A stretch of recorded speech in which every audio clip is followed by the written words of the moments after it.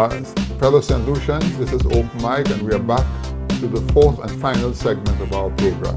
Reno, we talked earlier about the possibility of engaging our people and promoting business.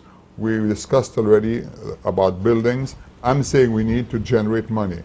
I feel that the presence of Taiwan on island is a plus for St. Lucia, and we need to be talking to those individuals because Taiwan is a well-recognized, financial, successful country, high education, and when you look at St. George's, it has 7,000 universities. We have a couple of universities here. The Spartan is the highest with probably 250 students, but 35 and 40. That doesn't make any sense at all.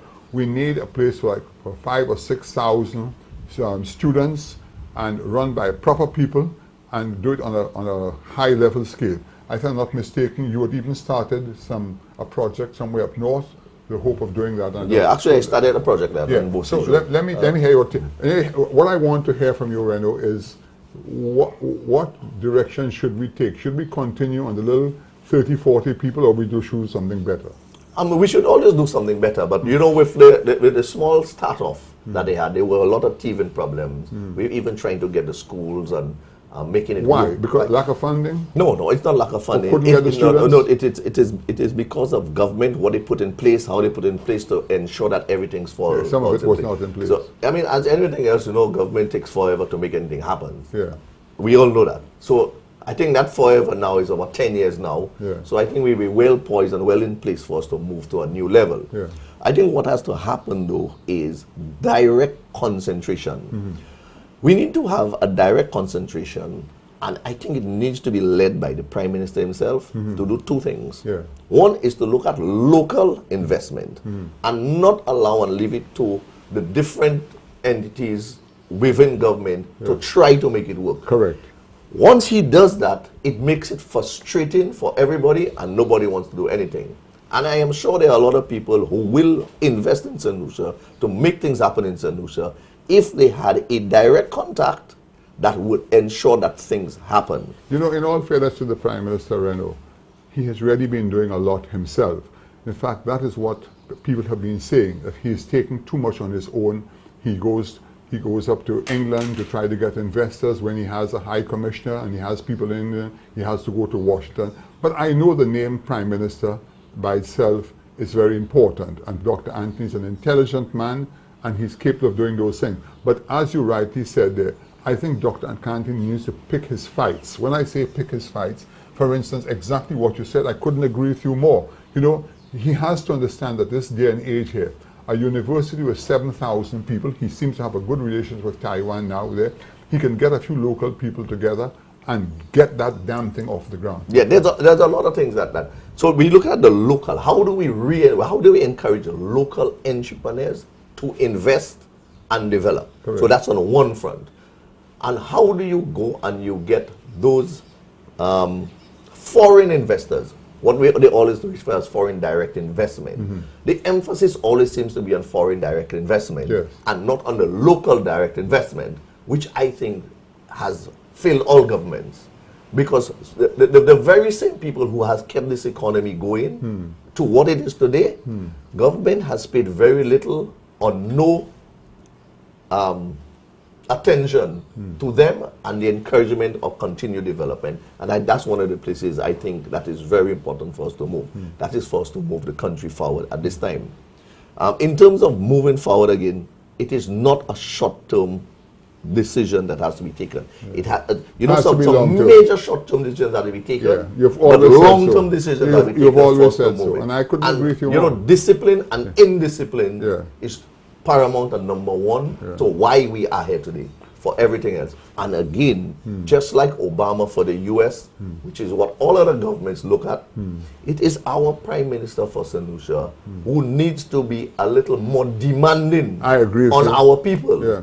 And I think, you know, even in this term, he has been so very passive with making the decisions on what. I don't know if he is scared of people saying that he's done this or he's done that, like the last administration that he was heading. But I think he needs to be a lot more stern and tell the people what he's demanding from them. I think part of Dr. Anthony's problem is Dr. Anthony made some poor decisions, but Dr. Anthony has to understand that you and I have made poor decisions too. That's right. And you have to move on in life. From it. Because you know something, nothing beats a trial but a failure. I'm not saying, but he has to forget this thing. I think Dr. Anthony has laid a lot of emphasis on a legacy. A legacy is one thing, but reality is another. And I'm saying, I keep on saying it over and over and over. There is no question about Dr. Anthony's intelligence. He is an intelligent man. And I'm just saying to Dr. Anthony, please, Dr. Anthony, listen to what I'm telling you today. Take a good look at St. George's. You've always talked of long term. Now, St. George's University is like 30 years going. That has been a long term. Why? It's not a little penny halfpenny business. That thing, that organization, if I'm not mistaken, was sold 3 times on the stock market. It's an investment. It was sold recently, I hear, for $1.25 billion. It doesn't change hands. It's just people who make their money on it because it's a cash cow, okay? And I personally have told Dr. Anthony time and time again, and he knows what I'm saying is the fact there, that we have to push for a good full-fledged university, because a full-fledged university will bring home economics, a stimulus to many of us. You, me, especially a person like you in the construction business. Let me tell you something. If you just go to the Spartan University in Beaufort, which has been in existence for 25 years, watch all the little homes that went on, the students rent, whether it's a $600, $700 a month. It's a major contribution. It's a major contribution. And it adds up. Yeah, and they are very, you know, I was reading a report today about about Dwight Venner, about tourism, saying that we have to increase our tourism by 10% to be successful. But that's what I'm trying to say. There are not many options open to us, you know, because of the fact that we are a small nation. We cannot compete globally with many things here. But by the same token, you have to focus on the areas that we are good at. Okay, the tourism has been going for 50 years, and I'm saying to Dr. Anthony, please go to the Taiwan government. You can call, I'm sure he can get shareholders to come in. We can put in some money. Let them go 50-50 and let us put a good 7,000 students there. What are the areas you need to talk about right now? Because time is running out. Yeah, in terms of what we need to do, like I said, the discipline of our people, what we do, what we demand from them. Yeah. One of the important things is that I always refer to, if we are looking for us to move our country forward, is the influx of foreigners into the country. Yes.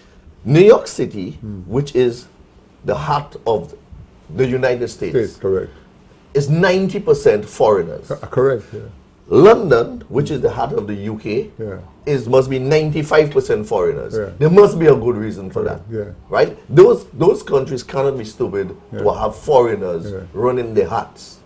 And for us, if we have to move and go anywhere else, the influx of foreigners into our economy. Do you know what our problem is? Has to move Have on. you ever heard of the land aliens license in St. The aliens license? Yeah, but to come into St. Lucia, okay, for a foreigner to do business, he must have an aliens license. Americans have told the OECS and the region, they are not aliens. They are not from Mars or outer space. They are from this same planet as us. So it raises the question that you're talking about there. Well, you see, there's two things. That should be abandoned. Right, but there's two things that can happen. You know, they've been discussing economic citizenship. Yes. Which means that once you become an economic citizen, you're no longer an alien. Correct. Right? Yeah. So, you know, there are ways for us to go around this. And I think if we have to drive and push economic citizenship, then so be let us do caution. That with caution. Let us move on. Let me tell you something. Dr. Anthony is a lawyer. You mean to tell me after 40, 50 years, and this has been discussed, that some legal team cannot prepare what you call an affidavit form? They know the questions that they would fail on, and you let them fill out the forms, okay, and you sign, and there's a clause that if you break the clause, what the penalties are. That's correct. So, I mean, why are we wasting our time? Yeah, good. Well, Reno, I wish I could talk to you for another hour, But you will have to come back again because Yes. we've only discussed half our program. Yes, no problem. In closing up, I just wanted to give a couple closing arguments of what we have said today. Right. What we're basically saying is there are major changes that need to be made immediately for us to see a movement and a change in economic activity and how government operates right now, because it seems to be affecting on a holistic approach the country on its own. And we've come up with a number of ideas and suggestions on what needs to be done. So you hope that somebody is listening today?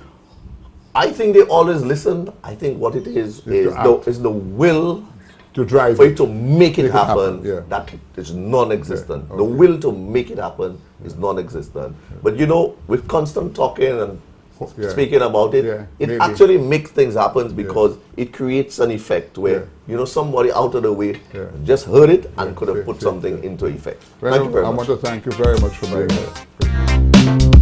here.